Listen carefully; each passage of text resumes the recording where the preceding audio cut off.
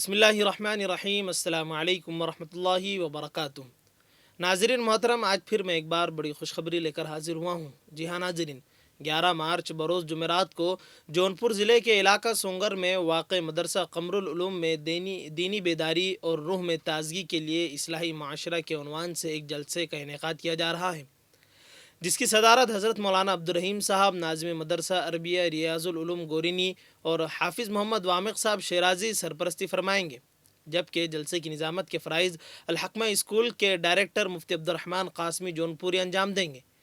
ناظرین، میں یاد دلا دوں، شاعر اسلام شہنشاہ ترنم قاری محمود عالم بلیاوی بھی اس جلسے میں اپنے پرترنم انداز میں سامعین کو محظوظ کریں گے، اور خطابت کے لیے حضرت مولانا مفتی احمد شمیم صاحب امام و خطیب مسجد مدرسہ ریاض العلوم گورینی اور حضرت مولانا وسیم احمد شیروانی استاد جامعہ حسینیہ لال دروازہ جونپور تشریف لا رہے ہیں۔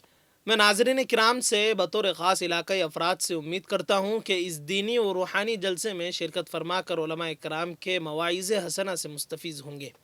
مدرسہ حاضہ کے ناظم حافظ محمد ایاز صاحب نے لوگوں سے اپیل کرتے ہوئے کہا ہے کہ اس طرح کے نیک کاموں میں بڑھ چڑھ کر حصہ لیں۔ اگر آپ اس طرح کے نیک کاموں میں بڑھ چڑھ کر حصہ لیں گے تو اللہ تعالیٰ آپ کی ہر مشکلات کو آسان فرما دے گا انشاءاللہ تعالیٰ۔